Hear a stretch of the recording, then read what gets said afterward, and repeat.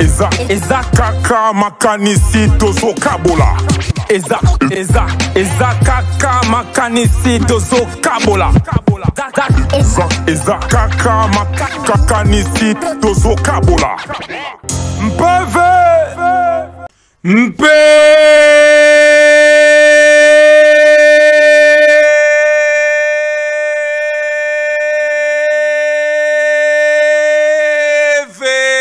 PV hip-hop, PV hip-hop yangoyo émission bosepela kolanda PV hip-hop émission oyo eya pona kotelemisa mouvement hip-hop ya Congo place oyo moi pongi moi kidiba elingaki ekota ensemble nanga moko ebokasta ya moko parmi ba ninga na PV hip-hop ya lelo tozala ba vraiment solo comme na bomesano kande to ebisaka bino na PV hip-hop ya lelo toza na ba vrai bana mera na biso ya mouvement ba ka mibale poto beta na bango ba vraiment solo etali carrière na bango pe etali mouvement na biso ya hip hop balobi mikolo esaka ke no moko parmi biso azana concert azana événement il faut tozala wana to tonda wana to tsapua po esala vraiment kitoko makasi ba Jacques kidiba wana ezali sute moninga azana concert kende au soutien mouvement hip hop ya Congo concert ezali kende zana al de la Gombeza wa pesant terrain GD en tout cas kende Mamba Kidiba ezesu te tota ba artiste na biso mapua ba senti que to linga bango vraiment na ndenge ya solo ko sabona ka be na ba réseau na ba commentaire belé on a beaucoup ça ba artiste tant que comme tant ba somba ba billet beaucoup ko la en tout cas ça vraiment qui to côté to la muka vraiment mouvement c'est biso surtout tikiango et ko simbate et c'est biso to telema vraiment quoi moment c'est en tout cas to la muka et ça vraiment qui to ko makasi alors on a peut senga ba invité no liboso mbote pour et ça la vraiment qui to ko makasi voilà mpeve voilà mbote mon amère mbote bokasta mpeve zali toujours. Voilà, le roi MPV Zali et Salinga vraiment qui toko makasi. Mais senti moi malila mukezali, soko la muka et ça vraiment bien makasi. Vous en PV, vous en PV. Yo mo mi la muka déjà na ndenge no déjà. Ezamba no liboso na PV hip hop, bat baso la ndayo na ba radio et puis na télévision. Alors mingi ba yebio te. Ba koye ba bokasta azana. Ouais, salut la famille. Mbote na binounou so ba pangi donc les artistes Dan Flow mpe vazana Dan Flow moi na Mobi donc l'homme de Mobo village ngayeyo ça Dan Flow moi na Mobi yeyo voilà tozana Dan Flow ya kamola vraiment makasi nous mo ebillé à ça vraiment partout pour tout betene ba vraiment solo Dan Flow toko zo moi parti betali solo na muki et moi début à carrière na Dan Flow abandi yango wapi et puis nana pesi vraiment PV wana pour l'auto-découvrir Dan Flow. Ouais, merci d'abord. Dan Flow, fille d'abord jouer un joueur. Et destin brandi maman zalara. Balé, bouf. Danser, bouf. Maintenant, on est basé sur la musique, de comprendre que non, on a commencé à faire des choses où ils ont poussé biso, où ils ont comment s'appelait Sabatou. Et j'ai commencé ma carrière musicale en 2013. Et j'étais en blé blanc. J'ai fait des shows dans la journée qui tirait événements, il y avait des calls, tout ça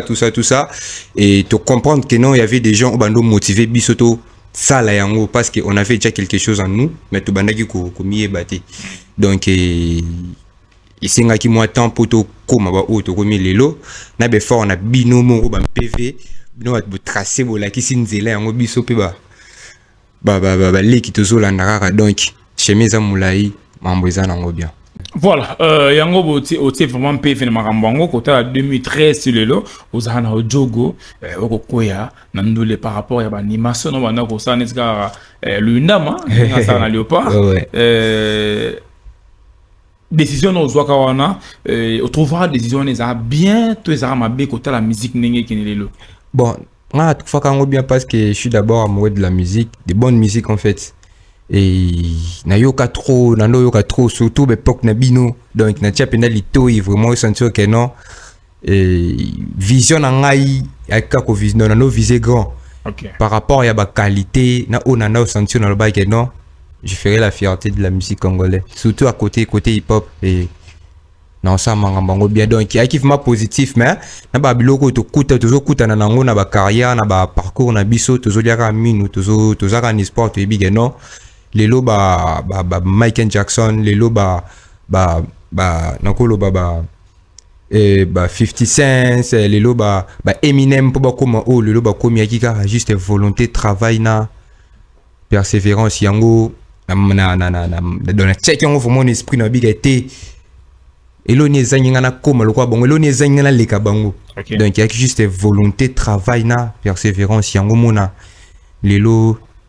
tokomi a mon beau village pe ya ismo planétaire malgré votre baby hôtel baby visage hôtel la famille, donc c'est Dan Flow. Voilà ngai na lingake bato ba ka nzembo na ba TikTok betara makasi betara bato partout. Alors ingénieur Christian Mbuka soko sa biso plaisir to ka moi la mère na biso na hit na oyo kangi vraiment mikolo yo eza na actualité mikolo yo mutabo ya ngazate. Voilà voilà, on a tout dit vraiment mon beau village en tout cas. Nzembo ils ont cartonné ma cassi na ba réseau, ba beton ma cassi na ba terrasse, ils ont kende penza kitoko ma cassi Dan Flow ba retour ya Nzembo aux ondes. Ba retour eza mal et tant Nzembo bimagi na taki na kinte. Nzembo bimi na kin. Nzembo bima na décembre au mois de février, mars na ke Dubaï. Retour ndé qui on a voyagé ba msu ba Dan Flow qui soit ba blora arabe ya ba saoudien tout ça na bon on a habité mais ngaki mamandou les pekaka et quand je suis rentré ba booking vraiment ya qui trop te bêtimiser te bêti ba al et qui ba braza malgré santé dérangeant qui mais on avait eu un contrat à Lubumbashi mais santé ça qui bien té ba retour vraiment ça qui bonne et nous continuer toujours sa promotion il y a son il y a clip déjà qui disponible donc retour on vous met à positif, donc c'est ça. Voilà, retour nango est vraiment positif. Pour toi qui est moins rapidement chaud, ou en tout cas dans les bons villages. Alors siko non linga, je n'ai Christian Mbuka atie la biso instrumentale moto solo. Et ça va vraiment qui toko makasi, mais tobo ça n'a pété hein. Botega yandorona biso, wesh pas million, ils a déjà disponible, ils a déjà disponible beaucoup lukango na ba plateforme nyonso à téléchargement beaucoup zoyango Botega yandorona biso wesh pas million. C'est force totale yango to partager yango to somba yango et ça va vraiment kitoko makas. Alors ingénieur Christian Mbuka tu la biso instrumental moko on a bien penza oh Dan Flow à cause c'est pesa biso du côté rap et ça la vraiment kitoko makasi. Voilà mpave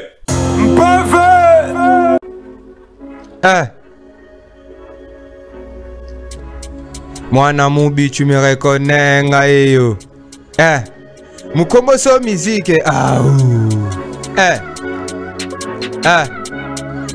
yeah c'est Dan Flow yoga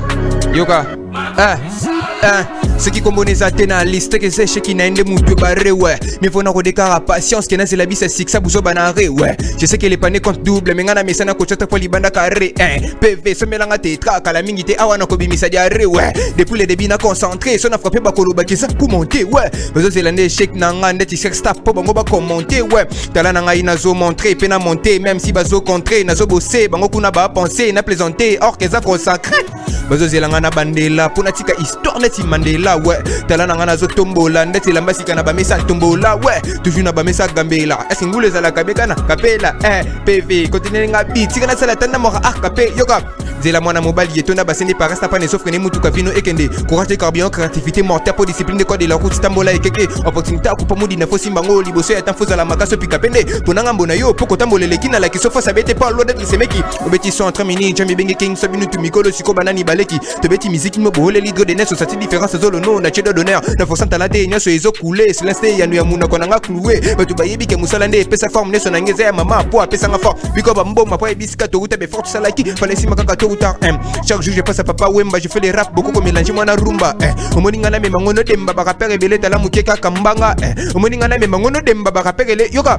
déjà na côté sizage ba na mer ba pied fort na avancer veille na ye na kanda ya danger 6600 volts nga na obaré ouais muneno ne bangi sanga te na komela kolela yo atoza pakebo ebele to banana bango bakima lokola magitako excité na game lokola mwasa ndumba balake kado ya kabelo basila lokola bomba cette belo talana nga jamais na kabelo ce que lingo comprendre vie moi na maye kola ta kokumba vélo meilleur que nga ezanga na yeko bakisa o ezanga nga si le monde était à refaire na koponaka oyo naza za la vie m'a appris des choses qui lelo naza parce que c'est pas hasard hein mieux vaut na tambola na soda moko ke na mobunda bayuma à ce qui paraît popela na Congo faut simba qui si te bien fait là lol hein je suis le professeur asseyez-vous et puis prenez cahier na sope sa cour aflonisation mais esprit faible boya besoin beaucoup puis qualité la qualité quantité bango tout ba paniquer na fumer pour yango ezo métier hérité ngane munazo gérer vérifier ce qui ngana zo tricher vérifier ce qui est la vérité yoka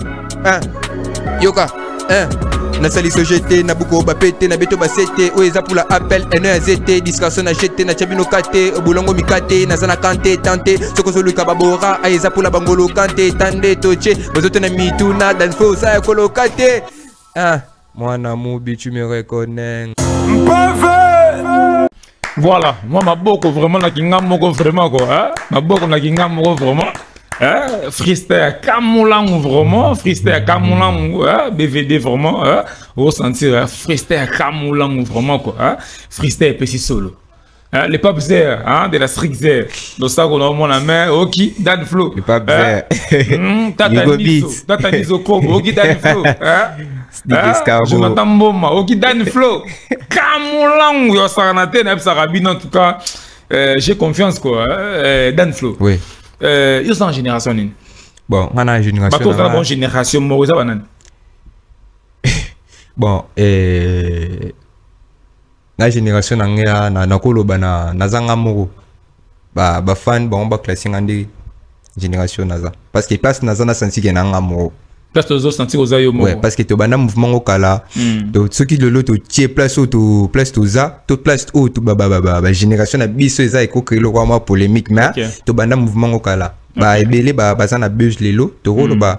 yena sima mais to ebite ceux qui ba banda pekala ya juste que non tana bango ekoka ekoki yango muna mambo epesi biso peta na biso déjà na rolo ba yango yo pe déjà donc à côté génération vraiment na meilleur na yo bien tamat mo baza no ba gérer na ntana bango et puis na ko ba minjo seconde ata na ngai na meilleure génération na ngai donc oh toi monika na génération na ngai ba geno meilleur na bango za ngai OK meilleur na bango ezayo ouais OK meilleur na bango ezayo c'est le mois bien vraiment na zongilika mo question na tune pe ndoko moko oko ba meilleur rappeur ya Brazzaville actuel d'après bon d'après ngai meilleur rappeur à Brazzaville c'est Makalba. C'est Makalba parce que c'est un vieux aussi. Parce que je fais 2 fois déjà Brazzaville. Booking, tout ça. C'est un vieux vraiment que je respecte. Donc, big up à toi, mon vieux Makalba Maléchek. Et c'est lui, hein. C'est lui, c'est lui le king. On a Nina, on a Brazza. Mais na Congo, tu peux meilleur rappeur Azali, non?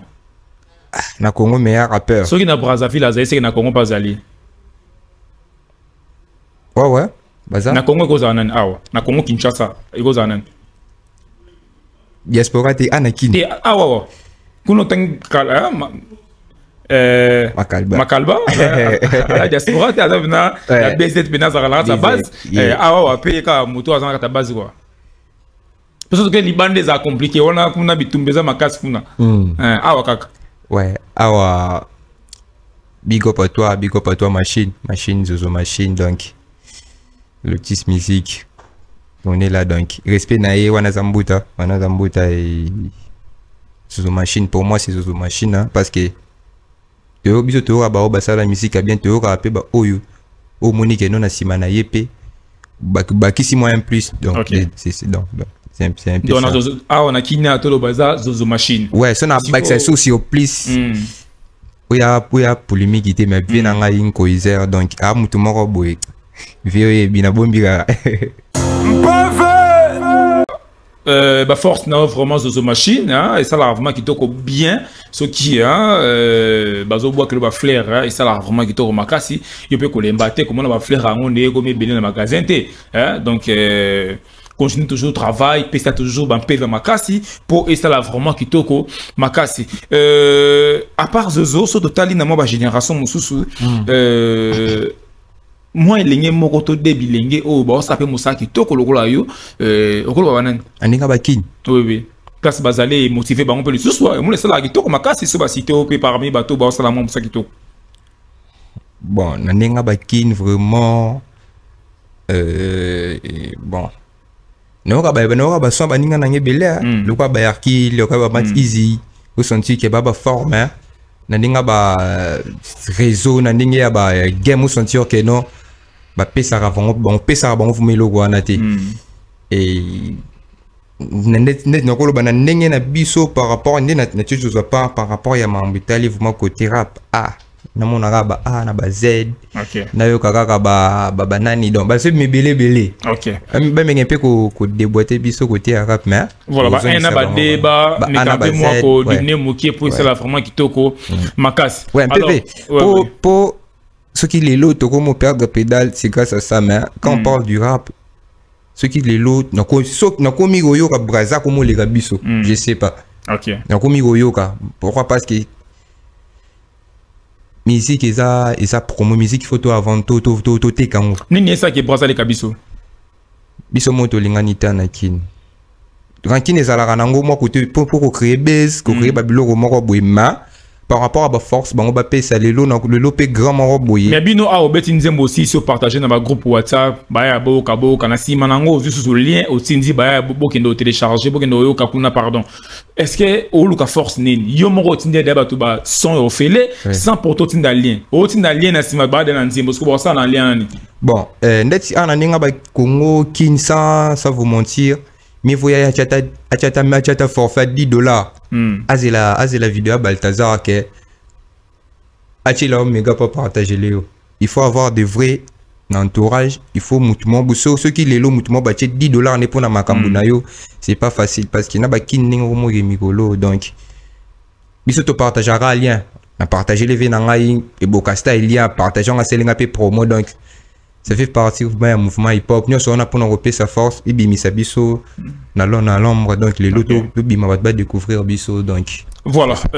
Moi, message, moi, rassou, quand bateau, on a émission PV hip-hop. Ce bachot, qu'est-ce que vous bien, on peut, ça, la guitare comme ma casse. Et puis, numéro de téléphone, bah, pour contacter, Dan Show, et ça, la vraiment guitare comme ma casse. Et puis, on a réseau, à ce qu'on peut ça. Ouais, Nandinga, Instagram, Danflow officiel. Danflow MM officiel. Nandinga, TikTok, Danflow 243. Naninga ba YouTube to za Danflow MM et big up ya bafana nga tout ba mukombo so musique la team tout mon équipe et Yann Kabase le manager et Ramos Design et le PDG Jocelyn Kitambala bananga ba lemba donc parce que nga mona mwana nga ba et big up à Jonathan Bomba et big up à ma famille Somo ma grand-tière Béni Somo Sandrine Gladys et mon papa voilà voilà Somo donc ozo vidango nyonso et c'est vraiment kitoko ya trop là autozwa ndo na biso ya suka poto betani ba vraiment so état les mouvements hip hop ya Congo voilà mpv